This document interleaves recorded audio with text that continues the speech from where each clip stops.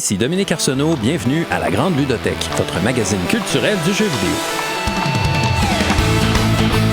Aujourd'hui à l'émission, on s'intéresse à un jeu vidéo indépendant d'auteur sorti récemment, Horripilants. Les jeux vidéo commerciaux ou AAA sont réalisés par des équipes de centaines de personnes. La catégorie de production indépendante ou indie implique des équipes plus réduites, mais rarement une seule personne. Horripilants est un jeu très singulier, fruit de la vision d'un développeur solo. Il s'agit d'extraire des ressources, vaincre des monstres, avancer dans les étages d'un donjon et résoudre des énigmes pour progresser. Mais les combats se font automatiquement et l'enjeu est de comprendre comment faire monter les chiffres dans un univers glauque, mêlant horreur, surréalisme et esthétique lo-fi. Un mois après la sortie et son succès au-delà des attentes, on revient sur l'aventure de la publication d'un jeu vidéo développé en solo en compagnie de l'auteur Alexandre Declos qui signe Horripilants.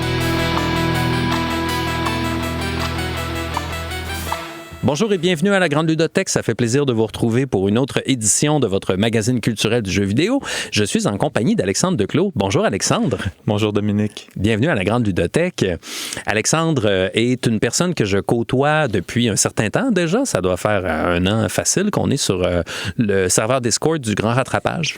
Oui, effectivement. Puis je pense qu'on s'était rencontrés aussi lors de l'enregistrement en direct, l'épisode de...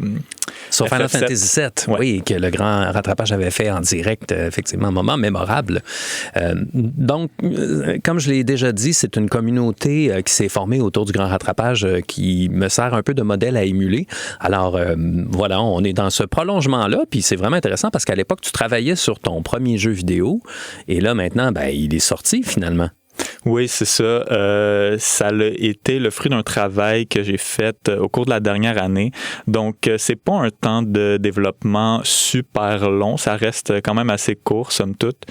Surtout considérant mes connaissances qui étaient inexistantes au début de l'année passée. Wow! Donc, c'est ça. Ouais, ça a été un petit développement, mais assez fructueux. Donc, le chemin de partir de je sais pas trop comment faire des jeux vidéo, vraiment, là, à je suis capable d'en faire un puis je l'ai fait. Oui. Wow! Super. Donc, on va avoir toute une trajectoire qui est là, qui est assez rare de trouver. Alors, j'espère que ça va vous intéresser autant que ça m'intéresse moi. On va commencer par demander à Alexandre Declos d'où vient son rapport au jeu vidéo, comment le jeu vidéo est entré dans sa vie, qu'est-ce qui constitue sa ludothèque. Entrevue. Alors, Alexandre, tu es... alors, je ne veux pas qualifier les gens, là, c'est un peu inconfortable, mais je trouve que tu es jeune pour avoir déjà publié un jeu. Oui, 24 ans pour les auditeurs, les personnes qui ne me connaissent pas. Oui, je suis quand même très jeune. Puis là, ben, tu me demandes mon upbringing. Ton parcours, comment le jeu vidéo est arrivé dans ta vie? Oui, ben, j'ai toujours eu des consoles étant jeune. Tu sais, j'ai commencé, je pense, avec la Game Boy Advance SP. Ouais. J'ai des petits jeux là-dessus. Mais je pense ce qui m'a vraiment passionné, c'est quand j'ai eu la Nintendo 64. Tu l'as eu après la Game Boy Advance SP? Oui, okay. Je crois. C'est flou un peu, j'étais pas super vieux. Mais oui, tout ce qui est les jeux de plateforme 3D, les Super Mario 64, Donkey Kong 64 notamment, je me rappelle de beaucoup l'avoir aimé. Je sais pas si je me suis rendu particulièrement loin, puisque j'étais un jeune bambin. Mais l'univers, puis le world building, puis la direction artistique, ça m'a toujours passionné. C'est tout le temps des mondes que tu as envie d'explorer, puis qui t'inspirent, puis qui ont l'air ouverts et expressifs d'une façon que d'autres médiums sont pas nécessairement venus me chercher autant que le jeu vidéo. Donc c'est ça. Au début, beaucoup de consoles Nintendo. Ensuite, j'ai pas eu la GameCube, j'ai eu la Wii. Fait que là, après tout ce qui est Super Mario, Galaxy, ça, j'ai vraiment trippé. C'est un peu la suite logique des choses avec les plateformes 3D la Nintendo 64. Ensuite, j'ai un peu pivoté. Je suis tombé sur la Xbox, faire un peu tout ce qui est Call of Duty, plus FPS. un peu plus Battlefield, un peu les jeux plus mainstream, plus moins family friendly, mettons. Ouais, il y a une chercheuse qui s'appelle Marie-Laure Ryan qui a travaillé beaucoup sur les univers virtuels, les récits interactifs et tout ça, puis sur le jeu vidéo. Puis elle disait à un moment donné dans un de ses articles, cette citation-là que je trouve super inspirante, elle dit au fond, les jeux vidéo, c'est autant le plaisir de faire des trucs. T'sais, on est là pour faire quelque chose, accomplir une quête, etc.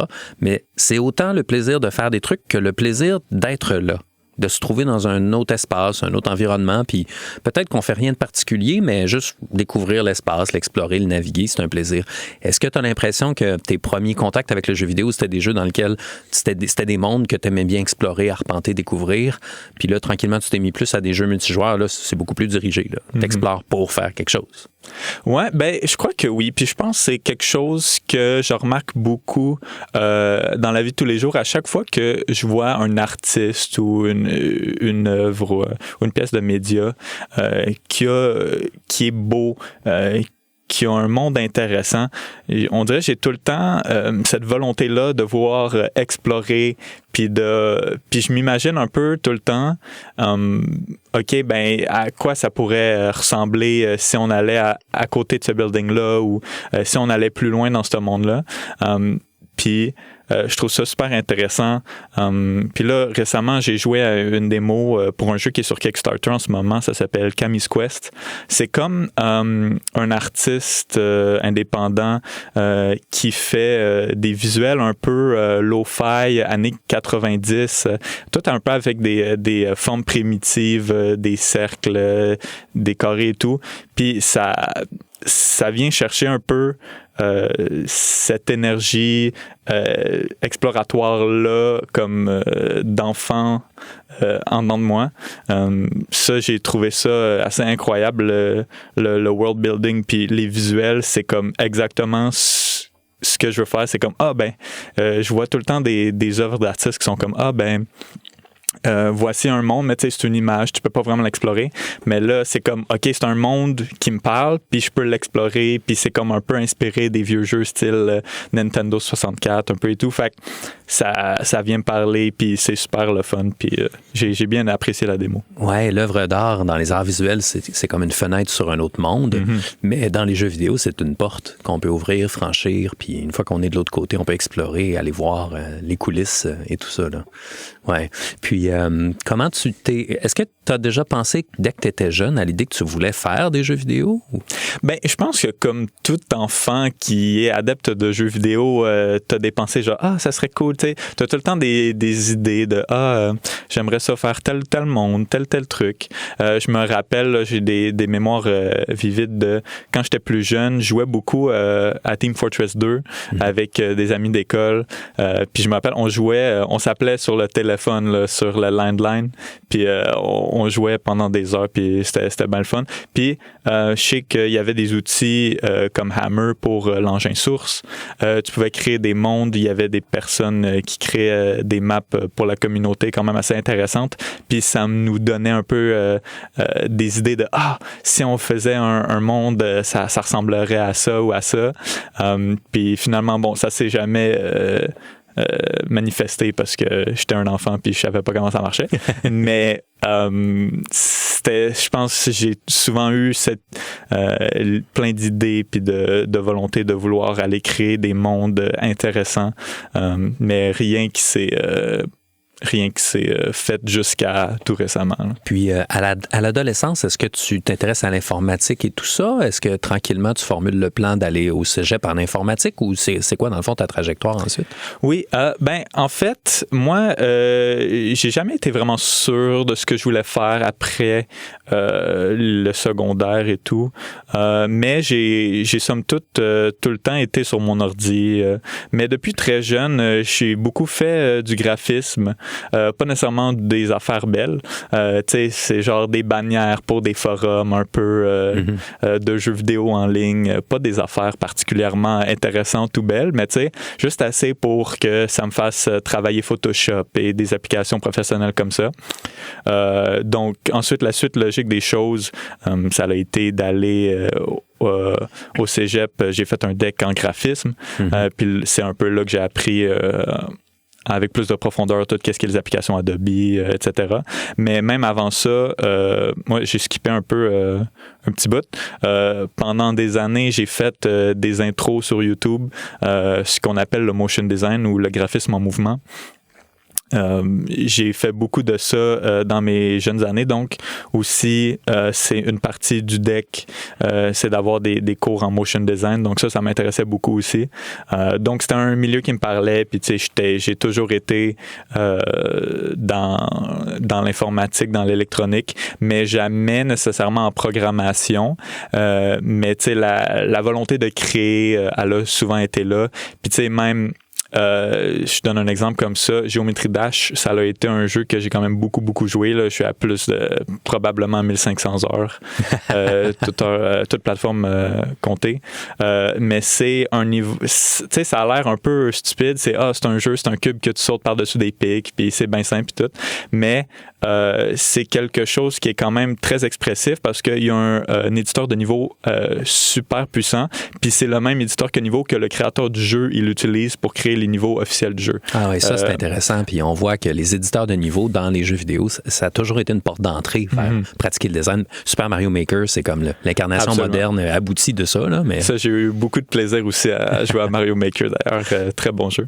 Mais oui, comme j'ai créé plein de niveaux dans notre Geometry Dash, puis là ensuite, par la suite, au cours de mon secondaire, j'ai rejoint l'équipe de développement de Momentum Mod, qui est un jeu indépendant, un peu passion project, qui regroupe toutes les mouvements, les systèmes de mouvement des jeux sources, tout ce qui est bunny hopping, surf, rocket jump, sticky jump. Ça, c'est toutes des techniques là, pour les auditeurs, les auditrices un peu moins familières avec ça. C'est toutes des techniques avancées qu'on utilise pour bouger plus vite qu'on est dans un jeu de tir multijoueur où le but, c'est de se tuer l'un l'autre. Rocket jumping ou rocket strafing, c'est par exemple l'idée que tu sautes, tu garoches une roquette en dessous de toi, fait que l'explosion te propulse en l'air, puis ça te permet de faire un saut impossible là, ou des choses comme ça. Ouais, c'est ça. Mais ça, c'est tout un peu des game modes un peu niche sur des jeux différents comme le rocket jumping, sticky jumping. Tu vas juste trouver ça sur des serveurs de la communauté sur Team Fortress ou du surfing ou du bunny hopping, tu vas trouver ça sur des serveurs de Counter-Strike. Mais ça, ce projet-là, ça regroupe un peu tous ces modes de jeu-là en une plateforme standalone que tu peux jouer au game mode que tu veux, quand tu veux, sans devoir dépendre d'un serveur. Donc ça, c'est un projet qui m'a beaucoup parlé, puis j'ai fait des niveaux pour la communauté là-dessus aussi. Fait que c'est un autre moyen que j'ai un peu exprimé cette volonté de vouloir créer des mondes avant de me rendre à Riplan. Puis ton cégep, donc en graphisme, oui. Une fois que tu sors du cégep, tu poursuis vers un baccalauréat ou pas, en fait? Tu commences déjà à travailler? Comment ça fonctionne? Oui, direct après mon DEC, j'ai commencé à travailler. Un ami de mon père qui m'a obtenu un job, donc j'ai eu de la chance. Directement en motion design, ce qui me passionnait plus que juste du graphisme normal. J'ai travaillé là-bas pendant 2 ans. Ensuite, lorsque je n'étais plus à cet endroit-là, j'ai continué un peu à faire de la pige à mon compte.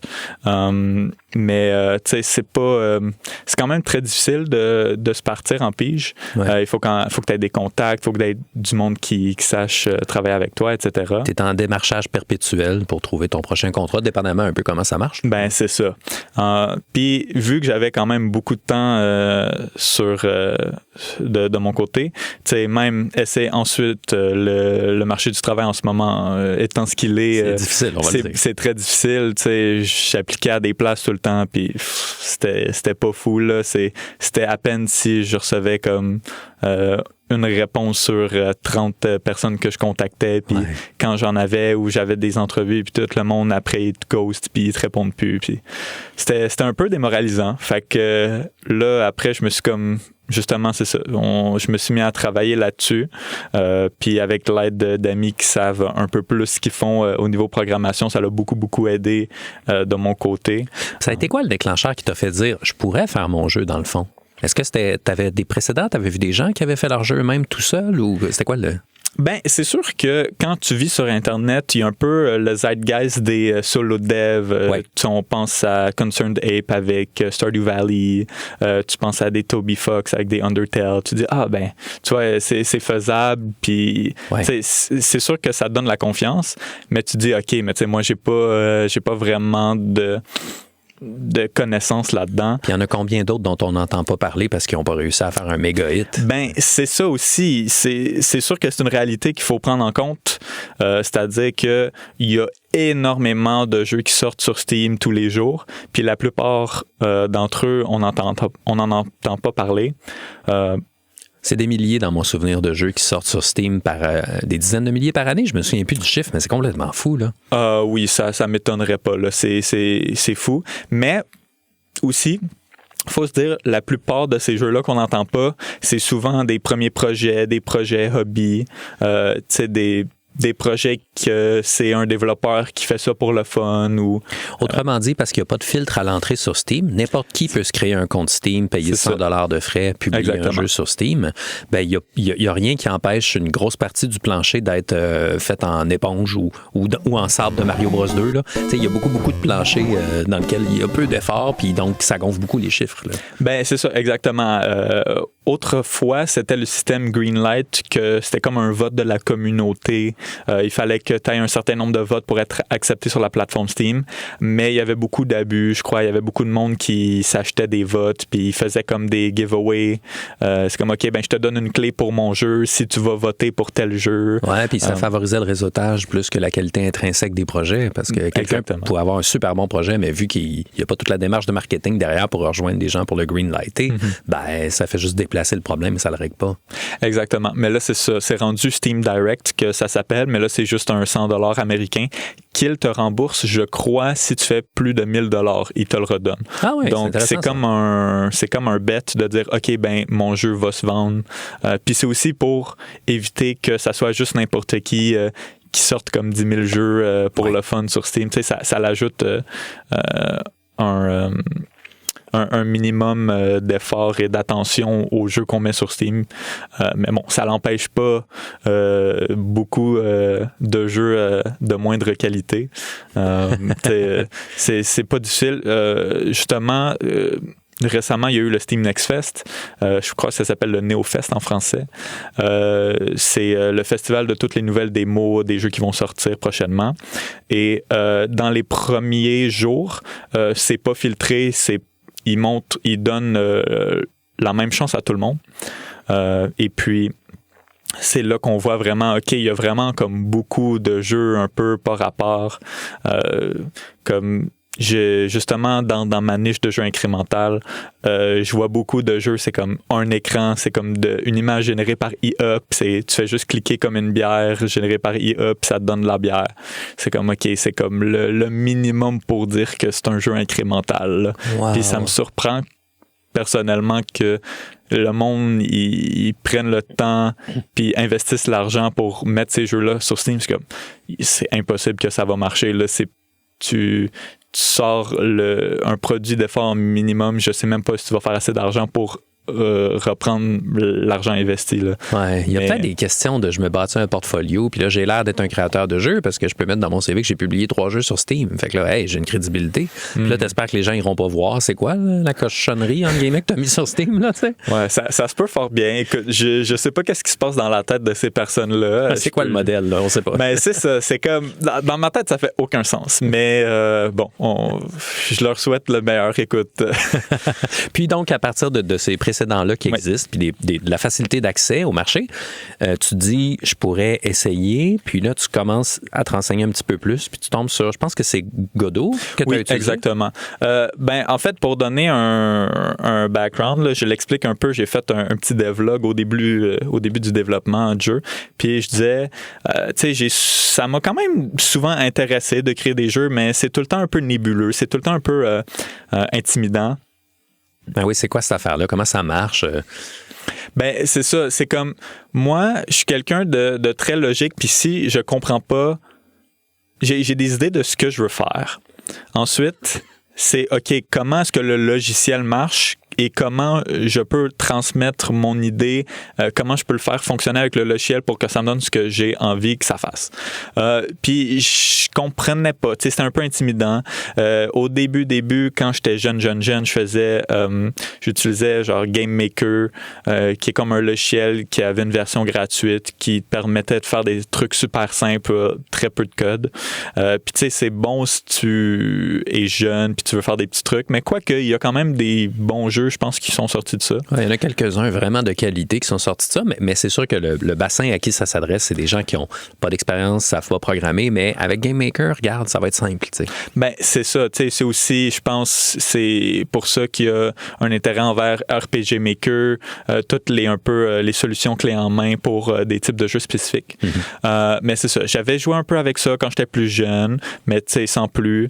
Ensuite, j'ai essayé un peu Unreal, j'ai essayé un peu Unity, mais j'avais jamais accroché Unity avec le C#. Je trouvais ça compliqué, comment le code y était formé, comment il était écrit. J'avais un petit peu de la misère avec ça. Avec Unreal, c'est un gros logiciel, il y a beaucoup de niveaux, il y a beaucoup de choses à prendre en compte. Fait que si je suis jamais allé par-dessus 2-3 tutoriels, c'était trop intimidant. Mais là, ensuite, je sais pas pourquoi, mais Godot, c'était comme un peu la suite logique des choses, surtout après le scandale un peu Unity qui voulait inclure des frais pour le nombre de téléchargements. Ah oui, ça c'est arrivé avant que tu choisisses ton moteur pour faire ton jeu. Ouais. Alors Unity avait annoncé qu'il transformait les termes et conditions d'utilisation parce que Unity est disponible pour des créateurs en version gratuite ou en version commerciale. La version commerciale, on est obligé d'y souscrire et donc de payer des frais d'utilisation assez élevés, seulement si on fait un certain montant d'argent qui est quand même assez élevé, là, 100 000 200 000 je ne sais plus trop. Là. C'était ça avant. Puis là, ils ont annoncé qu'ils changeaient les termes. Donc maintenant, c'était on va vous facturer par nombre d'installations de votre jeu créé. Et puis là, donc, ça posait des problèmes à tous les gens qui utilisent Unity pour faire des applications gratuites. Par exemple, des musées, Unity est utilisé par vraiment toutes sortes de gens de contexte. Et on se disait, ben qu'est-ce qui arrive si moi j'upload mon jeu sur Internet comme un ticoun, puis ça donne qu'il y a des journalistes qui tombent là-dessus, qui trippent, qui écrivent des articles, puis là, les YouTubers en parlent, puis là, ça spin, puis là, soudainement, j'ai 4 millions de téléchargements, puis là, Unity va m'envoyer une facture ça a comme pas de bon sens. Fait que là, ça a créé beaucoup, beaucoup de pertes de confiance, puis il y a beaucoup de développeurs de jeux qui ont dit, ben moi, là, si Unity change ses termes n'importe quand, n'importe comment, je peux pas me retourner de bord puis transférer mon jeu sur un autre moteur, là. C'est toutes des technologies propriétaires fermées, puis c'est pas intercompatible. Fait que là, ça avait fait une grosse inquiétude. Puis il y avait un certain nombre de développeurs qui avaient dit « OK, c'est le temps de regarder nos options. On dépend trop de Unity. Peut-être que si on choisit Godot, qui est comme plus fait pour des jeux indépendants, plus petites équipes, plus facile d'approche, mais peut-être moins versatile dans plusieurs domaines que Unity, on pourrait peut-être le considérer. Donc tout ça, ça arrivait dans l'air du temps quand toi, tu disais hey, « J'aimerais ça faire un jeu, qu'est-ce que je fais? » J'ai commencé à taponner. Oui, exactement. Puis aussi, à noter que Godot, il est complètement gratuit et open source. Donc, ce qui est une garantie pour les développeurs que, OK, ben les termes et conditions vont pas changer sur une scène comme Unity. Ouais. Puis aussi, savoir que Unity, il y a beaucoup de sentiments de, OK, ben ils sont pas vraiment là pour les développeurs, ils sont plus là pour faire des scènes. Tu sais, je pense qu'ils avaient racheté une compagnie que eux autres, ils faisaient du adware, genre. Tu sais, des genres de... Des jeux qui roulent dont le modèle financier, c'est qu'il y a de la publicité. Puis Non, des genres de virus, là, qui te met de la publicité, là, qui t'ouvre des pop-up, là. Ah oui, C'était quelque chose comme ça. Je pense que c'est pas... Je sais pas si c'est exactement ça, mais c'était quelque chose dans le genre. On veut pas me dire, mais c'était weird, puis c'était louche. C'était louche. Puis tu sais, juste de voir ça en tant que communauté, t'es comme, OK, je suis pas sûr qu'ils sont là pour nous, là. Ils sont là pour faire du cash, puis faire de l'argent, puis ils se préoccupent pas nécessairement de la communauté. Fait que c'est beaucoup d'inquiétude, puis ça l'a un peu mené à un exodus vers Godot, vers d'autres jeux, vers d'autres engins de jeu plus gratuits, open source, qui, eux, te laissent un peu faire ce que tu veux avec, te chargent rien, tu leur dois rien. Fait que ça, c'est excellent pour quelqu'un qui veut de la sûreté. Quand ta sécurité financière de ton studio en dépend. C'est quand même quelque chose de très important. Là. Ben oui, c'est ton outil premier. Ah oui. Puis, fait que là, toi, tu te lances dans l'aventure, tu dis, bon, écoute, le marché du travail n'est pas facile, ça va, je vais travailler sur mon jeu. Puis là, tranquillement, ça prend de plus en plus d'importance et tu finis par présenter ton jeu ou en tout cas trouver un éditeur, là. Oui, c'est ça. Je vois, c'est au fil du temps. Bon, je développe ça. Je poste un peu sur Reddit. Je dis, check le jeu. Non. Ensuite, je construis. C'est dans le temps du Steam Next Fest, justement, en juin passé, que là, mon publisher, eux autres, ils font du scouting. Donc, ils vont regarder tous les jeux qui sont dans le Next Fest, voir qu'est-ce qui est intéressant, qu'est-ce qu'on pourrait publier, etc. Puis bon, ils me contactent. Donc toi, ton jeu existe déjà sur Steam comme étant, voici un truc qui s'en vient, je travaille là-dessus, ça va sortir à telle date. Oui, ben j'avais pas une date précise en tête, mais ça, c'est aussi la malédiction du développeur. Tu dis, ça va me prendre 6 mois, puis ça va être bien simple. Finalement, ça t'en prend le double. Fait que je savais pas exactement où c'est que je m'en allais, parce que de toute façon, je connaissais rien quand j'ai commencé. Donc, je dis, mais tu sais, en fait, l'idée du jeu, c'était des inspirations qui me parlaient. Puis, je me suis dit, je peux faire un petit jeu avec ça, avec un petit scope, puis ça va être simple à développer, puis ça va pas prendre longtemps. Ouais, on commence petit, on fait un petit truc, ça marche. Exactement. Parce que c'est sûr, c'est aussi un gros faux pas de beaucoup de développeurs qui se disent, OK, mon premier jeu, ça va être mon jeu de rêve, ça va être un MMO open world, multijoueur. 200 personnages, etc. C'est ça. C'est un grand faux pas que beaucoup de personnes se font, puis ça rend ton projet impossible à terminer, puis tu n'y arriveras jamais, puis c'est beaucoup trop de ressources, puis tu sais. Il faut pas se dire, moi, je veux faire un jeu comme Final Fantasy, fait que là, mon jeu, ça va être un Final Fantasy. Là, on va penser, ou on peut penser aux développeurs de Clair Obscur qui ont fait leur premier jeu qui était un Final Fantasy. Mais attention, c'était tous des vétérans de l'industrie depuis des années. Là. Exactement. Ils avaient accès à du capital, de plusieurs millions d'euros. Là. Ouais. Puis c'était une équipe de, je pense, peut-être 20-30, quelque chose comme ça. Exact. Donc, c'est pas Jean-Rémy, 20 ans dans son sous-sol là, qui a fait Clair Obscur. Exactement, oui, c'est ça. Donc là, tu es remarqué par ce publisher-là, dans le fond, puis là, il te contacte. Puis on pourra peut-être en reparler plus tard, mais dans le fond, c'est à partir de là que l'aventure se structure un petit peu plus, puis là, ça te mène jusqu'à la sortie du jeu.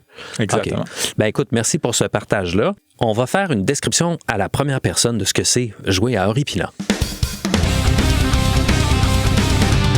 À la première personne. Alors, j'ouvre un jeu, j'ai une voix qui m'accueille. Et cette voix, on sent déjà le grain dans la voix. Ce grain-là qu'on sent dans la voix, l'esthétique lo-fi, chip crusher, comme on appelle, donc ça rappelle vraiment les premières technologies d'audio numérique. On va le ressentir aussi dans la palette graphique. Au moment où on commence le jeu, je nais. J'apparais, je me fais appeler mon fils. Le texte apparaît sur un écran noir. Il y a donc une mise en scène qui est assez inquiétante, solennelle, on ne sait pas encore. Et soudainement, je vois les lieux autour de moi. Ce sont des gros pixels, des gros grains de pixels très saturés qui sont présentés l'un à côté de l'autre, ce qui ensemble compose une image à la manière du pointillisme dans l'histoire de l'art. J'ai un regard d'ensemble dans une certaine abstraction graphique. Et ce ne sont pas des lieux ordinaires. Je me trouve dans une genre de salle.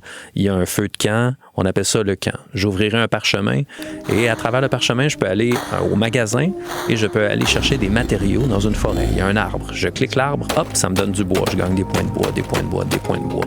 Je peux les investir pour développer mon coup de marteau et améliorer mon clic. En améliorant mon clic, je gagne plus de bois chaque fois que je clique. Et au fur et à mesure que j'accumule ces matériaux-là, je peux aller au magasin, me payer une amélioration pour mon casque, pour mon épée, pour mon armure, pour mes bottes. Je fais quelques cycles comme ça. Je retourne dans la forêt chercher des matériaux, je retourne dans le magasin améliorer mes équipements. Il y a aussi un autre lieu sur la carte que je peux cliquer, c'est le donjon. Quand je clique sur le donjon, je descends au premier étage. Il y a une créature devant moi, c'est un rat. Je frappe le rat automatiquement. Je sais pas comment jouer, mais ça se joue tout seul. Mon personnage frappe, frappe. On voit des points de dégâts, j'ai des points de vie.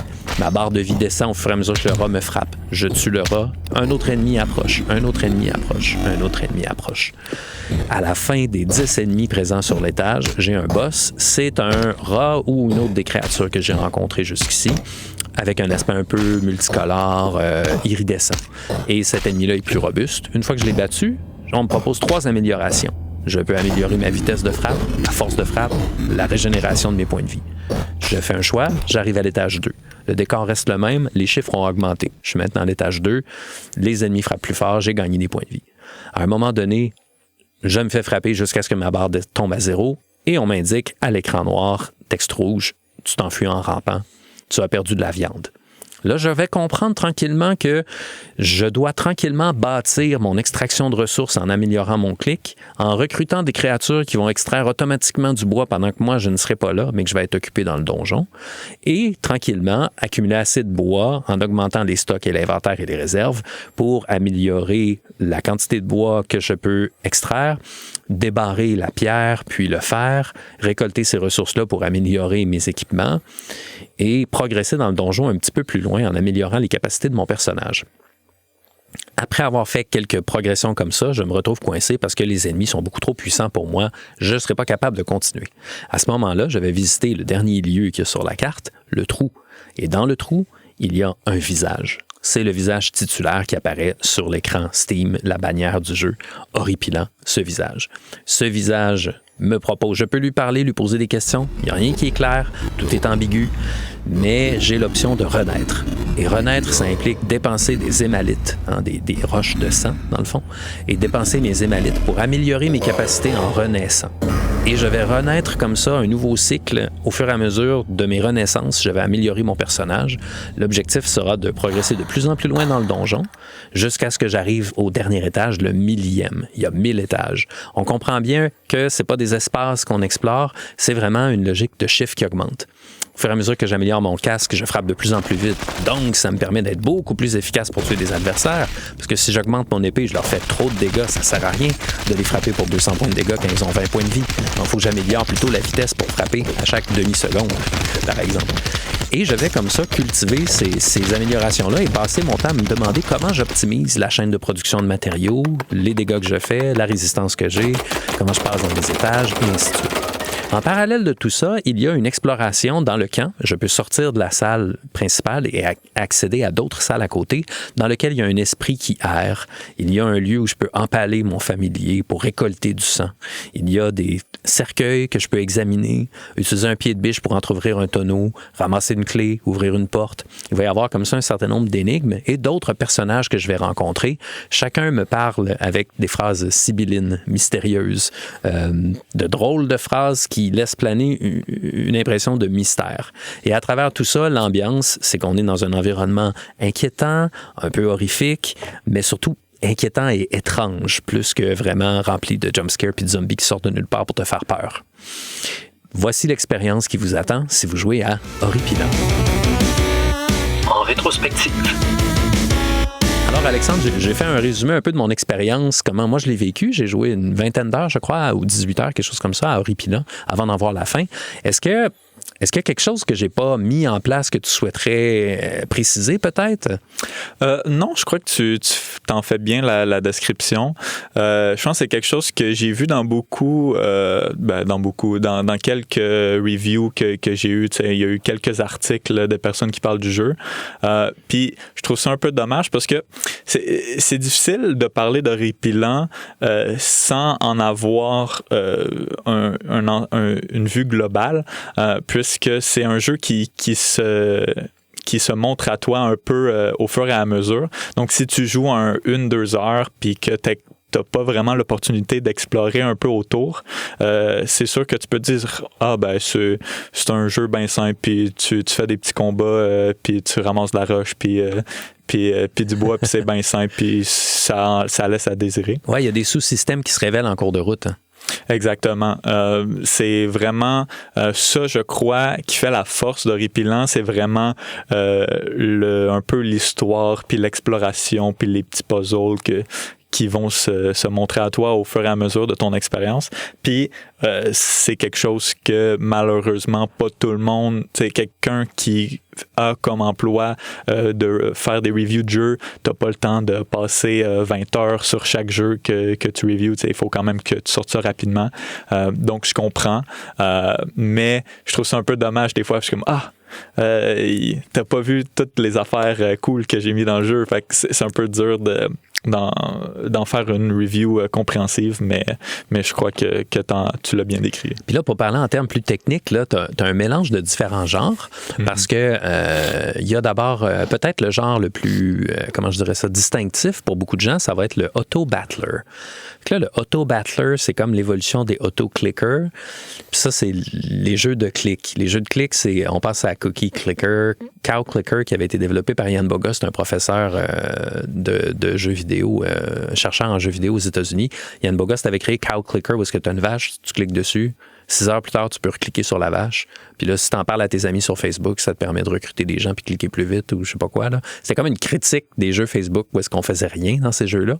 Sauf que finalement, ça a tellement marché que il y a tout un genre de clicker games maintenant. Oui, c'est ça. Donc, Auto Battler, je crois que c'est différent du style de jeu incrémental. Incrémental qui est de voir les chiffres grimper de façon incrémentale. Des fois exponentielle, des fois plus linéaire. Etc. Oui, parce qu'un incrémental, là, c'est un genre de jeu dans lequel c'est ça le cœur du jeu. Tu commences level 1, puis là, tu démonstres, puis là, tu fais 4 points de vie de dégâts, tu ramasses 2 XP. Puis là, à un moment donné, tu arrives level 20, puis là, tu fais 200 points de dégâts, puis tu ramasses 2000 XP. Puis là, tu arrives au level 50, puis 100, puis 200, puis 4000, puis je sais pas quoi. Là. Exactement. Donc, mais je crois que les jeux Auto-Battler, il y a quand même toute une catégorie de genres que je pense qui se rapproche un peu moins d'horripilant. Je crois que c'est plus des genres de jeux qui se rapprochent peut-être plus du RTS, je dis pas de bêtises, des genres de jeux que tu mets des troupes puis qui se combattent un peu entre elles. Ouais, c'est ça, le RTS, le Real-Time Strategy comme StarCraft par exemple, où est-ce que là, tu crées tu te concentres sur la production puis tu laisserais tes unités se gérer elles-mêmes. Là. C'est un peu ça. Puis je pense que le Auto-Battler, c'est quelque chose qu'on utilise aussi pour ces jeux où est-ce que tu explores, tu optimises ton équipement, tu montes de niveau et tout ça, mais quand tu t'en vas dans la forêt, tu démonstres, ton personnage se bat tout seul. Puis toi, pendant ce temps-là, tu gères la production au village ou peu importe. Oui, il y a certainement des aspects de ça. Mais incrémental est beaucoup plus fort dans l'identité d'horripilant. Oui, exactement. Tout est avant tout un jeu incrémental et une aventure un peu point-et-clic avec des puzzles un peu out of the box méta. Je crois que c'est la façon la plus précise de décrire le jeu. Ouais, puis c'était quoi tes influences? Comment tu arrives à formuler une formule de jeu comme ça? Parce que ça ressemble à rien vraiment que je connais moi personnellement. Les jeux incrémentales, ça existe, mais souvent c'est un cadre très très fixe. Tandis que là, on oscille entre le point and click, comment je dirais ça, le point and click avec des puzzles très très abstraits. C'est pas des puzzles du genre, il y a une clé dans un aquarium, fait que là, il faut que je vide l'eau, puis là, je vais récupérer la clé, puis la clé me permet d'ouvrir la porte, puis tout ça, tu sais, c'est comme un spectre qui te dit, genre, faites briller la lumière, puis là, c'est comme, oups, là, je sais pas trop comment faire ça, puis là... Exactement. Ensuite, tout ce qui est direction artistique, c'est très inspiré de Vermis. C'est des livres par l'artiste Plastibou qui sont des guides de jeux pour des jeux qui n'existent pas, en fait. C'est purement un exercice créatif de world building puis de design de personnages, etc. C'est un aspect un peu lo-fi, très avec beaucoup de tramage de The Ring. Ouais, le tramage, c'est justement quand on a une couleur saturée, puis à côté, on a un pixel d'une autre couleur. Donc, ensemble, la composition donne un aspect comme si c'était une demi-teinte, alors qu'en réalité, c'est juste des pixels saturés avec un espace. C'est aussi pour l'impression, notamment, que c'est utilisé. Mais oui, je regardais une vidéo sur YouTube, puis il parlait justement de plein de genres de création d'artistes de faux jeux, en fait. Donc, c'était, t'as un jeu que t'es une écolière dans une école au Japon, puis il y a des monstres et tout. Mais il n'y a pas de jeu qui existe derrière ça. C'est vraiment juste un artiste qui s'est dit, OK, j'imagine un jeu dans lequel c'est ça le scénario, c'est ça. Des guides sur des jeux imaginaires. Mais pas juste des guides, juste des fois, c'est juste comme des tableaux, juste des dessins, juste comme des fausses captures d'écran. Donc, c'est vraiment un médium que le monde y ont beaucoup de plaisir à jouer avec. Puis, je trouvais ça super intéressant. Puis, Vermis, ça l'a vraiment capturé mon attention. Je trouvais la direction artistique super belle. Je suis comme, hey, ça serait le fun qu'il y ait comme un vrai jeu inspiré de cet univers visuel-là. Puis c'est quelque chose que je crois qui a beaucoup résonné avec le monde sur Steam notamment, parce qu'il y a eu beaucoup de reviews qui parlent de ça me fait beaucoup penser à Vermis. Wow. Puis fait que je le prends comme un compliment. Puis le style artistique, le style graphique, là, très low-fi, très graphisme EGA 16 couleurs, mais dans une palette évidemment à haute définition et tout. D'où ça vient cette inspiration-là de Vermis un peu, I guess, mais toi, t'as pas connu ça, là. Je veux dire, t'as pas joué à des jeux, à moins que t'aies joué à Undertale, puis vu que ça ressemble au graphisme qu'on avait dans les jeux PC des années 80, ça te vient? Ben, c'est sûr que je comprends un peu le milieu culturel du jeu vidéo. C'est sûr que j'ai vu un peu de tout genre, tout côté. Mais c'est vraiment l'inspiration, c'est vraiment OK, comment est-ce que je peux émuler un look Vermis dans un jeu vidéo. Donc, pour donner un peu plus de détails de comment ça marche techniquement, les visuels, c'est tout fait en noir et blanc, donc en niveau de gris. C'est tout dessiné à la main. Et ensuite, je viens appliquer un shader qui est du code qui roule sur la carte graphique et que lui, il va prendre cette image-là, il va posterize, je sais pas comment on dit en français. La postériser pour diminuer le nombre de teintes de couleurs différentes pour en garder 3, 4 ou 6 teintes, là, dépendamment du niveau de postérisation. Puis aussi qui va venir baisser la résolution. Qui va pixeliser, là, avec un grain de pixels assez élevé, là, je pense. Ouais. Donc, c'est un peu sur cette technique-là que je suis tombé pour essayer d'émuler un peu ce look Vermis-là. Donc, toi, tu as produit des dessins à la main. Exactement. Ben, OK, fait que là... Donc, ces dessins-là, ils existent. Oui. Mais que c'est intéressant, ça. On les voit pas dans le jeu parce que on a juste le résultat après la pixelisation et la postérisation. Mais non. Il y a un moyen de désactiver ce shader-là. Si tu achètes le pack supporter sur Steam, un petit DLC à genre 5$. Wow! Okay. Je te laisse désactiver le shader. Comme ça, tu peux voir l'envers du décor un peu. Je trouvais ça intéressant. Et puis aussi, je te laisse mettre un portrait personnalisé pour... Oui, parce qu'on voit le portrait de notre personnage chevalier dans le coin dont on voit juste les yeux parce qu'il y a un gros casse, là. Mais donc, on peut remplacer ça par notre propre portrait, mettons. Exactement. C'est fou, ça. Wow. Mais notamment, il y a Wilfred et Jocelyne. Les invités de l'épisode 3 sur Her Story et Immortality et auteurs du Grand Rattrapage. Ils sont dans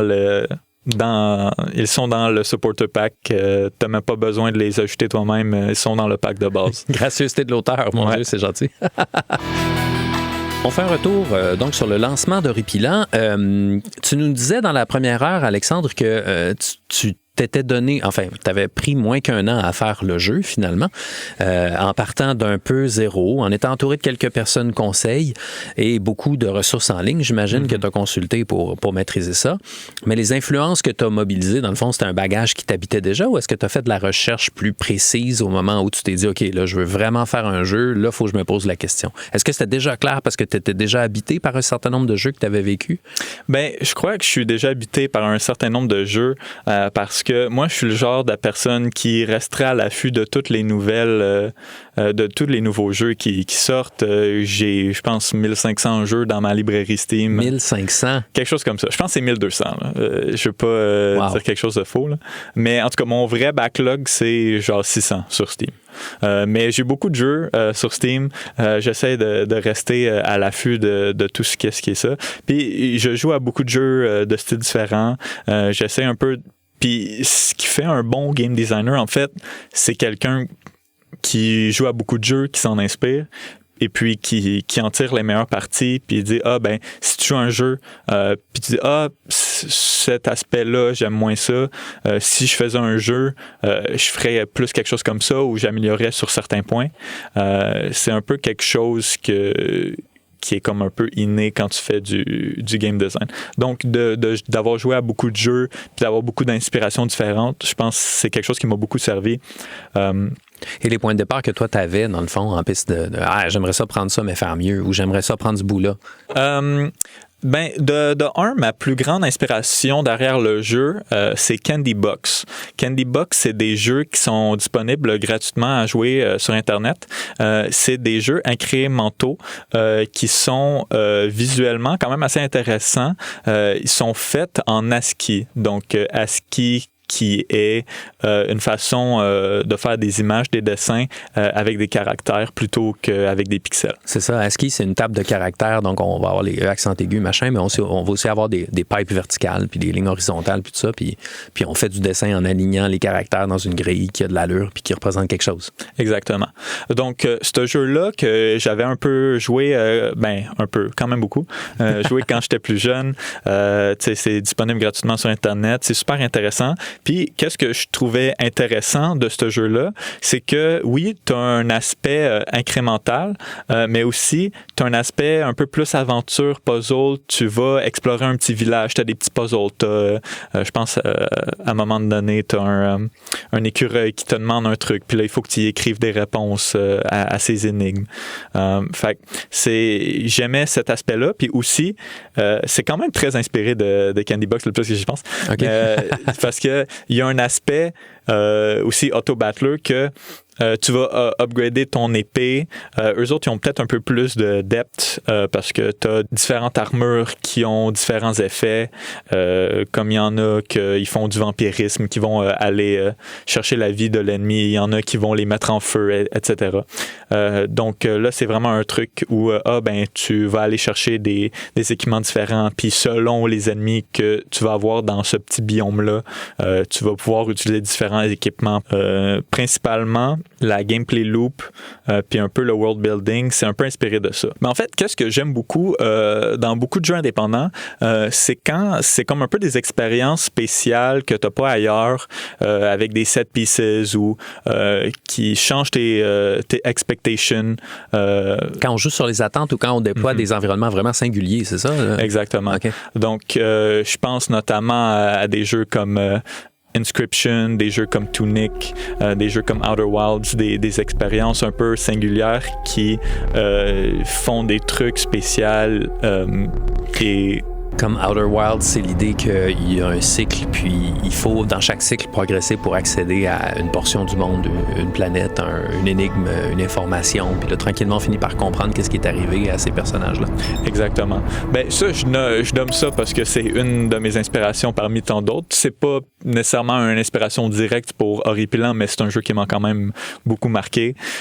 Mais moi, ça m'a fait beaucoup penser l'atmosphère, tu sais, le sentiment de glauque, d'étrange, d'occulte, d'interdit, qui verse dans l'horreur, mais pas tant, c'est avec réserve. Moi, ça m'a beaucoup fait penser à Shadowgate. Est-ce que c'est une référence que t'as, ça? C'est pas une référence que j'ai, mais j'en ai entendu parler, notamment dans les reviews, ils disent « Ah, ça me fait penser à Shadowgate. » Voilà, je suis pas tout seul. Mais donc, tu n'es pas seul. Mais personnellement, c'est pas un jeu que j'ai expériencé, que j'étais conscient de son existence. Donc, c'est pas une inspiration directe, mais si ça fait penser à des jeux qui ont bien aimé au monde, je dis pas non. Je peux que prendre le compliment. Mais peut-être plus Tunic, ça m'a quand même beaucoup inspiré pour certains puzzles parce que Tunic, c'est un jeu un peu en vue par-dessus. C'est un peu... c'est vaguement isométrique, je pense. C'est isométrique, effectivement. T'es un petit renard, puis c'est comme un genre de jeu Zelda, mais avec du combat à la Dark Souls un peu. Et puis, il y a beaucoup de puzzles un peu méta, out of the box, qui m'ont beaucoup inspiré, notamment pour Horripilant. Puis juste des jeux qui font des choses spéciales, qui font des trucs comme tu t'attends pas, jouer avec les attentes du joueur, j'aime beaucoup ça. Des jeux comme Inscription, notamment, qui font des affaires super intéressantes avec ça. Ouais, parce que Inscription, ça se présente comme étant un jeu de plateau où est-ce que tu joues contre ce personnage-là qu'on connaît pas, puis là, tu t'avances, puis là, tu fais tes choix, tu joues tes cartes, hein? C'est un jeu de cartes, il me semble, hein? C'est ça. Donc, tu joues tes cartes, puis là, il faut que tu conserves tes ressources, tu progresses d'un combat à l'autre dans le jeu. Puis finalement, tu sors de la partie, puis là, tu es dans la cabane, puis là, tu te promènes dans la cabane, puis le monsieur te dit de t'asseoir, puis c'est un peu inquiétant cette affaire-là, puis là, tu as un genre de panneau fermé, puis là, si tu déploies une clé, tu peux l'ouvrir, puis là, bon, tu récoltes des informations, puis là, tranquillement, le jeu sort du jeu, comme on dit, là, le jeu de plateau est comme un rituel qui fait partie d'une pratique beaucoup plus grande, là, puis là, on découvre ces morceaux-là. Exactement. Puis je crois que c'est un peu cette expérience-là, un peu d'émerveillement puis d'exploration aussi que je vais essayer d'aller chercher dans Horripilant. Comme tu fais ton jeu, ta gameplay loop principale qui est de ramasser des matériaux, améliorer ton armure, aller combattre dans le donjon.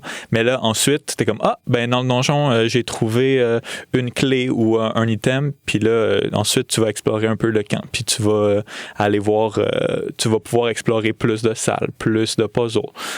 Ça, c'est le sentiment d'exploration un peu, puis de j'ai aucune idée qu'est-ce qui va se trouver derrière cette porte-là, mais ça m'intrigue beaucoup, puis je veux continuer à pousser ma partie pour me rendre jusqu'à là. Vraiment l'intrigue puis l'imagination un peu du joueur, c'est ça aussi que je vais aller chercher. Ouais, créer du mystère. Mm-hmm. Pour créer du mystère, il faut qu'on se demande qu'est-ce qu'il y a de l'autre côté, donc faut pas qu'on puisse y aller. Mm-hmm. Puis, en même temps, il faut qu'on ait une façon d'y arriver. Puis dans Horripilant, la majorité des éléments qu'il te faut pour résoudre les puzzles puis progresser à haut niveau, ça va être de descendre plus creux dans le donjon. Mm-hmm. Donc, il y a beaucoup de travail qui se fait à ce moment-là. Moi, je vais avouer que j'étais resté coincé sur un puzzle que j'avais pas compris. Ouais. Donc, c'était assez bas dans l'arbre des puzzles, si je peux dire. Donc, j'aurais vraiment passé à côté de beaucoup d'affaires s'il n'y avait pas eu des guides sur Internet qui me l'avaient dit. Ça aurait été dommage, quand même. Ouais. Mais c'est quelque chose qui est quand même assez compliqué parce que la plupart des puzzles, c'est des affaires simples. C'est un peu à la Resident Evil. T'es comme, OK, t'as une clé, tu vas la mettre dans la porte. T'as un pied de biche, tu vas aller ouvrir le trou avec ton pied de biche. Mais il y a certains puzzles qui sont beaucoup plus méta, beaucoup plus out of the box, qui sont plus difficiles à communiquer aux joueurs parce que c'est pas quelque chose qu'un joueur qui joue au jeu va s'attendre d'un jeu vidéo normal.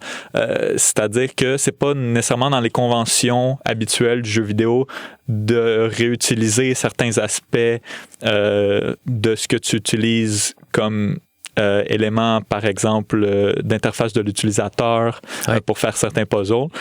C'est pas des choses que les joueurs vont nécessairement s'attendre. Donc, ça se peut qu'il y ait beaucoup de personnes qui vont s'y attaquer puis être un peu bloquées là-dedans.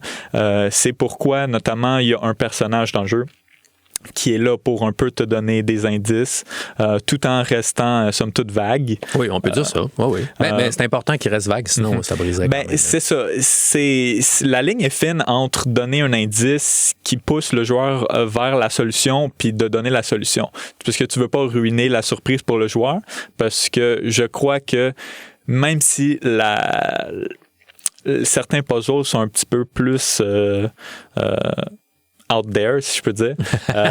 C'est quand tu réalises comment ils se sont résolus, c'est comme ok, c'est cool, c'est inventif, je m'attendais pas à ce que le jeu utilise telle mécanique de cette façon-là. C'est un peu ça aussi que j'allais chercher, mais c'est aussi dans un but de réutiliser le plus d'éléments du jeu que possible. Donc il y a certains puzzles qui réutilisent d'autres éléments du jeu qui étaient déjà là. Donc, ça me permet de sauver du temps de développement. Puis, ça permet d'utiliser des choses de façon inventive que le joueur ne s'attendrait pas nécessairement. Je crois que, somme toute, ça a quand même bien marché, même si je sais qu'au début, il y avait un certain nombre de personnes qui restaient bloquées sur certains puzzles. Fait qu'on est allé changer certaines lignes de dialogue pour essayer de donner un petit peu plus d'indices, pour être un peu plus clair dans ce qu'il faut faire. Mais je crois que, somme toute, ça a quand même bien marché. Puis, la plupart des personnes ont eu une bonne expérience avec. Là. Oui. En tout cas, moi, je dois dire que, je pense que j'avais fait un commentaire un peu critique quand même, là, en disant, il y a des puzzles que là, moi, j'ai trouvé que, Mais quand même, je dois dire que c'est une expérience vraiment singulière. Je pense que tu as utilisé le mot tantôt, puis moi, je peux dire ça. Juste à regarder le look du jeu avec les premiers screenshots, tu dis ça ressemble à rien que je connais. Ben, ça ressemble un peu à Shadowgate sur NES en 85, mais ça y ressemble évidemment pas tant que ça, parce qu'on est à l'ère moderne. Peut-être qu'on peut en profiter pour inviter nos auditeurs et nos auditrices qui auraient envie de faire l'expérience d'Horripilant à participer à notre concours. Alexandre offre 2 clés de Horripilant sur Steam. Alors, vous pouvez gagner une clé d'Horripilant en écrivant un message à l'adresse courriel lagrandeludothèque.cism@gmail.com. Je répète, c'est pas d'accent, pas d'espace, pas de majuscule. lagrandeludothèque.cism@gmail.com. On va donner 2 clés d'Horripilant à la 3e et la 7e personne qui vont m'envoyer un courriel. Donc voilà, les jeux sont ouverts. Il y a beaucoup de gens qui nous écoutent en rediffusion. Donc, si vous nous écoutez en rediffusion, ça ne veut pas dire qu'elles ont déjà été attribuées, les clés, là. Alors, gênez-vous pas, écrivez-nous, puis ça va nous faire plaisir de vous remettre ça pour que vous puissiez faire l'essai et faire l'expérience de ce jeu d'auteur singulier. J'aimerais ça revenir un peu sur qu'est-ce qui se passe quand on sort un jeu. On avait couvert dans la première heure tout le parcours sur je suis une personne qui décide de faire un jeu, je suis approché, je suis mis en contact par un éditeur. Maintenant, comment ça marche, travailler avec un éditeur? Qu'est-ce qui change dans le processus du moment où tu as un éditeur à bord? Oui, en fait, l'éditeur, il est surtout là pour m'épauler dans mes démarches. Ils sont là pour m'aider avec le marketing, m'aider avec me mettre en relation avec des personnes qui font de la localisation du jeu. Je suis attitré un producer que lui, un peu son travail, c'est juste de m'épauler dans tout ce que j'ai besoin. Je peux lui dire, OK, ben j'aimerais ça qu'on sort le jeu avec des bundles avec d'autres jeux. Est-ce que tu peux aller contacter ces développeurs-là des autres jeux pour qu'on mette ça en... Qu'on fasse un package là, ensemble parce que le jeu marche bien. Ouais. C'est qui ton éditeur? Est-ce qu'on peut le dire? Oui, c'est Black Lantern Collective. Ah, ça, c'est pas un éditeur de gros jeux commerciaux? C'est plus expérimental? Ou? C'est un petit éditeur relativement nouveau. Ils ont commencé là, il y a quelques mois. Justement, quand j'ai signé avec eux autres, il n'y avait aucun jeu qui était publiquement disponible. Donc, c'était un peu, c'était un peu effrayant. Je suis comme, je suis en train de me faire arnaquer, de me faire voler mon jeu, mais non. Tu as réussi à demander conseil à des gens ou? Oui, ben je suis membre de la Guilde du jeu vidéo du Québec et j'ai un peu demandé, ils ont un Discord là, qui sont disponibles aux membres. J'ai demandé conseil là-dedans, puis aussi j'ai fait affaire avec une avocate là, pour réviser le contrat, être sûr que je suis prêt, protégé sur tous les niveaux, exactement. Puis, puis toi, tu t'es incorporé en société, en compagnie, parce que dans le fond, tu es pas Game Studio, c'est ça? Ben là, récemment, tout récemment, là, que je viens de m'incorporer, j'étais enregistré au registraire des entreprises du Québec. Ouais. Comme toute bonne compagnie québécoise. Mais j'étais pas encore incorporé parce que j'attendais de voir si ça marche. Puis je me suis dit, OK, est-ce que ça vaut vraiment la peine de faire toutes les démarches, dépenser des centaines de dollars pour s'incorporer si mon jeu il vend pour comme 100$? Ben, je pense pas. Oui, absolument, c'est ça. Ça prend un cas, comme on dit, un case pour dire, OK, ça vaut la peine, on le fait. Exactement. Okay. Puis donc, toi, avec Black Lantern, ils sont là pour t'appuyer dans les offres de promotion. J'ai cru, je crois, me rappeler que tu avais été exposé au Tokyo Game Show. Exactement. Eux autres, partie de leur deal, c'est qu'ils m'amenaient à plusieurs conventions. Donc, je crois qu'on a fait Tokyo Game Show. Je me rappelle plus exactement de tous les noms, mais le plus gros, je crois que c'était probablement Tokyo Game Show. On en a fait quelques-uns, effectivement. Puis là, tu vas être à PAX. Penny Arcade Expo, c'est ça? Oui, je vais être à PAX. Je crois pas que le jeu il est nécessairement là, mais j'y vais plus là pour le fun, puis jaser avec du monde. Puis je sais qu'il y a la personne qui fait les relations publiques chez Black Lantern, qui gère un peu tout ce qui est interview et tout. Là, je crois qu'il y a déjà 4 personnes qui qui ont booké des slots pour m'interviewer là-bas. Fait que ça va être des petits interviews, puis c'est plus pour le fun que pour exposer le jeu. Ouais, ça me fait penser beaucoup au circuit des festivals en cinéma. Où est-ce que, bon, on fait des films, c'est pour qu'ils soient montrés en salle, vendus à des réseaux de distribution comme ici, Tout TV ou des trucs comme ça. Mais il y a après ça toute la vie du film dans des festivals puis des trucs comme ça. Et il y a un peu cette logique-là en jeu vidéo. Maintenant, on est structuré comme ça. Il y a des salons. Ouais, mais c'est quand même c'est spécial parce que tu vois des gros salons de jeux vidéo, etc. Mais je suis pas convaincu de leur efficacité. C'est-à-dire que c'est quand même il y a beaucoup de monde dans tout ce qui est salon de jeux vidéo. Puis quand tu essaies de lancer un jeu sur Steam, tu essaies d'accumuler le plus de listes de souhaits possible. Puis les conventions, ça ne t'en donne pas tant, en fait. Ça peut t'en donner quelques-uns, mais il y a tellement de personnes que c'est pas tout le monde qui peut essayer les jeux, puis il y a tellement de booths, puis avec des booths beaucoup plus intéressants, beaucoup plus poussés, de jeux beaucoup plus gros qui sont beaucoup plus... qui captive plus l'attention des joueurs. Fait que c'est quand même dur de se démarquer. Moi, j'étais dans mon expérience de développement de jeux vidéo en 2003. J'étais allé au E3 à Los Angeles, le Electronic Entertainment Expo. Puis on était 10 studios indépendants. À l'époque, ça voulait pas dire grand-chose, mais bon, on était dans le kiosque de booth de Téléfilm Canada. Et puis, il y avait mettons le kiosque de Nintendo, tu sais, ou de Sony. C'est des trucs là où est-ce qu'ils avaient des étages bâtis sur massif, 2 niveaux, où est-ce que tu montais l'escalier pour monter sur leur mezzanine pour regarder des trucs. T'sais. C'était complètement fou. Nous, on n'était même pas dans le même building physiquement. Ouais, c'est sûr que c'est difficile de se faire observer quand tu n'es même pas dans le même building. C'est ça, fait qu'il y a ce côté-là. D'un autre côté, il y a par exemple le Independent Games Festival, le IGF.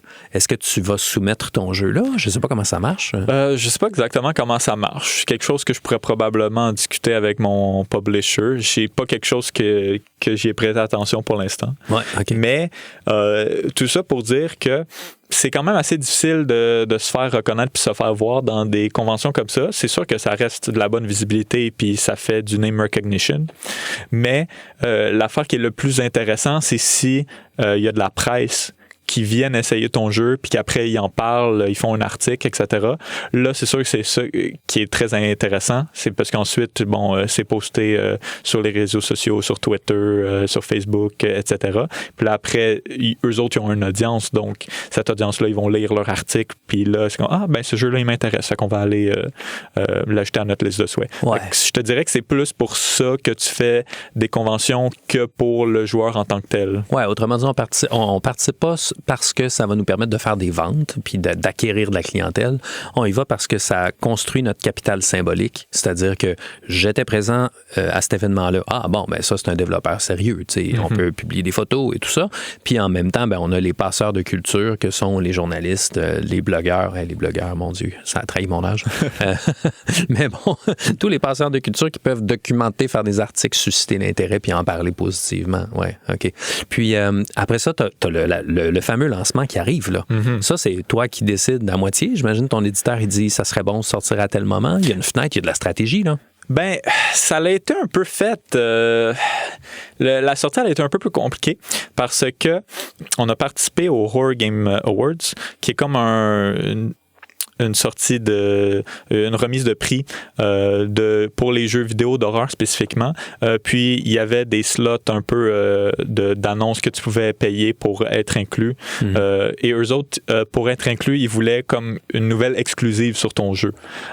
Donc ça nous a un peu forcé de ce comme OK, il n'y a pas grand chose à annoncer, fait qu'on peut annoncer une date de sortie, fait comme OK, qu'est-ce qui est réaliste? Qui est en février, ça devrait d'être fini, fait qu'on va dire 13 février. Donc là, 13 février approche. Puis là, 13 février, c'est pas déterminé aléatoirement parce qu'on sait qu'il y a tel jeu qui va sortir en mars, puis tel jeu qui va sortir en mai, puis on veut s'assurer de ne pas tomber en même temps qu'un autre jeu indépendant dans le même créneau. Est-ce qu'il y a ce genre de stratégie-là? Ou? Oui, c'est ça. La date originale du 13 février, elle a été un peu choisie, un peu... pas nécessairement aléatoire, mais c'était comme OK, c'était une pas pire date, etc. Mais là, ensuite, en jasant avec mon publisher, on a regardé ça. Puis, il y a 2 gros jeux qui sortaient cette date-là. Je crois que c'était Reanimal et High on Life 2 qui sortaient cette date-là. Fait que là, on s'est dit, OK, ben pour avoir la meilleure chance de se démarquer de la foule, on a fait un délai d'1 semaine à la semaine prochaine. Puis ça, je crois que ce choix-là, ça a été un des choix le plus importants dans ce qui a fait le succès du jeu. Incroyable quand même, hein? Ouais, parce que c'est-à-dire que Steam, de base, il te donne pas vraiment de visibilité. Donc, au début, c'est vraiment toi qui amène toute ton audience pour amasser tes listes de souhaits. Fait que je faisais des posts sur Reddit, sur Twitter, etc. Faire des press releases pour que des journalistes en fassent des articles et que le monde il découvre le jeu de cette façon-là. Mais d'avoir cette date-là, c'est quand même important sur Steam. Parce qu'il faut savoir que quand ton jeu sort sur Steam, il y a une section sur la page d'accueil qui ça s'appelle New and Trending. Donc, nouveau et à la mode.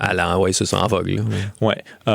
Et puis, ça, si ton jeu atteint un certain palier d'argent fait, je ne sais pas exactement c'est quoi, s'il y a assez d'engouement avec ton jeu, t'es mis là-dessus. Et ça, c'est comme une section qui est mise en liste. C'est pas par popularité, c'est vraiment par date de sortie. Donc, si tu sors ton jeu et puis t'atteins ce palier-là, ton jeu il est là-dessus. Et ensuite, s'il y a d'autres jeux qui viennent s'ajouter à cette liste-là, ils vont par le dessus puis ils te poussent tranquillement vers le bas. Okay. Mais il faut savoir que quand tu es sur Steam, tu peux pas sortir un jeu la fin de semaine. Donc, de sortir le jeu un vendredi, si tu es capable d'aller sur New and Trending le vendredi, c'est quand même très bon pour ta visibilité parce que tu vas être mis sur la page d'accueil de Steam pour toute la fin de semaine. Oui, parce qu'il n'y a aucun jeu qui sort le samedi, donc à moins que quelqu'un sorte le jeu puis qu'il te surpasse pendant le vendredi après-midi puis le vendredi soir. Exactement. Tu vas rester là ou en tout cas en très bonne position. Mm-hmm. OK. Mais puis la wishlist, là, c'est vraiment important parce que est-ce que c'est pris en compte par l'algorithme de recommandation puis de visibilité? Ou? Vaguement. Il y a comme une section que quand tu as beaucoup de vélocité de wishlist, ça veut dire qu'il y a beaucoup de listes de souhaits qui s'ajoutent dans un peu laps de temps. Il y a un petit boost de visibilité que tu as, mais c'est pas grand-chose. Mais c'est vraiment plus pour les conversions au lancement. C'est de dire, parce que quand tu lances ton jeu, quand tu fais le lancement de ton jeu, il est disponible sur Steam, mais toutes les personnes qui l'ont dans leur liste de souhaits reçoivent un courriel pour dire « OK, Horripilant, il vient de sortir, tu peux l'acheter tout de suite ». Donc ça, c'est une très bonne visibilité, puis c'est super important parce que sinon, s'il y a personne qui l'ont sur leur liste de souhaits, il y a personne qui voit que ça sort, il y a personne qui l'achète, ça vient pas se mettre sur le New and Trending, etc. Ton lancement, il n'y a pas de vélocité qui va le pousser vers l'algorithme Steam qui dit « OK, ben, il y a bien du monde qui l'achète, fait que je vais le recommander aux personnes qui aiment ce genre de jeu-là. » Oui, fait que c'est la voie privilégiée pour s'assurer qu'on va réussir à vendre des jeux dans un court laps de temps quand il sort, ce qui va nous propulser en haut des recommandations. Ouais. Puis ce que j'ai pas dit tantôt aussi, ce qui nous a vraiment aidé, parce que d'habitude, New and Trending, t'es là de 1 à 4 jours maximum. Puis nous autres, on est restés là 11 jours, ce qui est incroyable. Wow. Puis je crois que c'est parce que la semaine juste après qu'on est sorti, c'était le Steam Next Fest. Donc, c'est là où il y a le gros festival avec toutes les démos des jeux qui vont sortir prochainement. Puis, je crois, le monde, ils veulent pas trop sortir des jeux durant là parce qu'ils veulent pas être surpassés par cet événement-là. T'sais, ils veulent que le monde y parle de leur jeu, etc. Ils se disent, ça va être une semaine occupée à parler d'autres choses. Il n'y aura pas d'attention sur mon jeu. Exactement. Mais je crois que ça a beaucoup joué en notre faveur parce qu'il n'y a pas d'autres jeux vraiment qui sortaient, donc pas d'autres jeux qui venaient se mettre sur cette liste-là. Donc, on est resté là 11 jours avant d'être d'être poussé jusqu'à la fin. Puis ça a été une visibilité incroyable. Là. C'était des millions d'impressions. Là. Wow, il y a quelque chose de tellement cruel quand ça marche pas. Dans ton cas, c'est comme une bénédiction, c'est le fun, mais pour les autres pour qui ça marche pas, il y a quelque chose de tellement cruel à dire tu travailles 1 an, 2 ans, 3 ans sur un jeu, puis finalement, tu as pris une décision de lancement qui s'adonne à concorder mal, peut-être, puis là, soudainement, qu'est-ce que tu veux? T'as raté ta chance.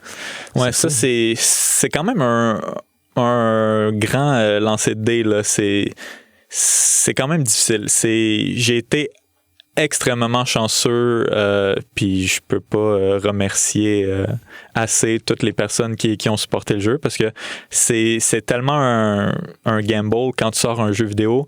Puis, tu sais, c'est beaucoup d'années, de mois, de jours, d'heures de développement.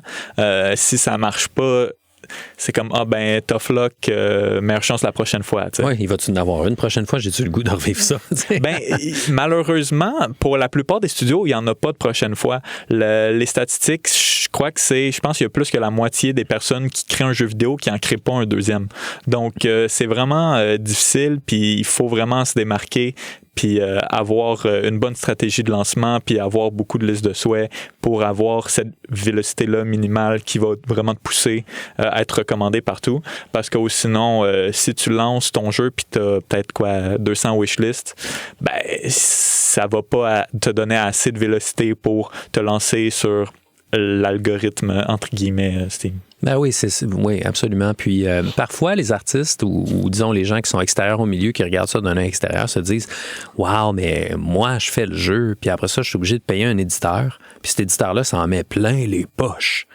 Puis pourquoi je perdrais mon argent? Je suis aussi bien de gérer moi-même le lancement puis l'édition. Tu sais, comme ça, je vais regarder 100% de mes profits. » Mais c'est un travail à temps plein, là, d'être éditeur, puis de surveiller les sorties, puis de faire des partenariats, puis d'envoyer des courriels, puis de remplir les documents, puis d'être au courant de c'est quoi l'affaire. C'est un autre métier, carrément, non?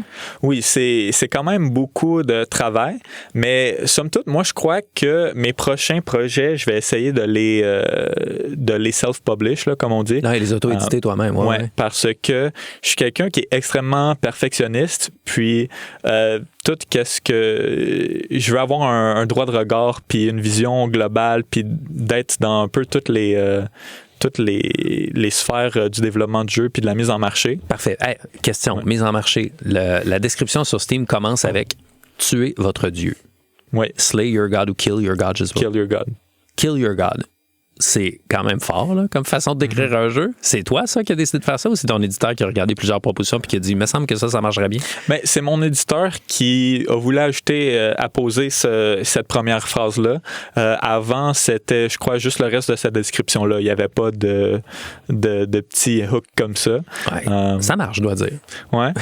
Enfin, j'ai l'impression, là, mais bon, à voir. Puis, c'est peut-être une question indiscrète, fait que tu sais, gêne-toi pas pour me dire que tu peux pas répondre parce que tu as des ententes de confidentialité. Mais disons, juste un ordre de grandeur, là, parce que je pense qu'il y a des gens qui ont connu l'époque ou qui se sont fait raconter l'époque, des gens comme John Carmack, John Romero, Tim Sweeney de Epic Games, qui sortaient des jeux en développeurs indépendants puis qui roulaient en Ferrari puis en Lamborghini parce qu'ils étaient millionnaires, genre.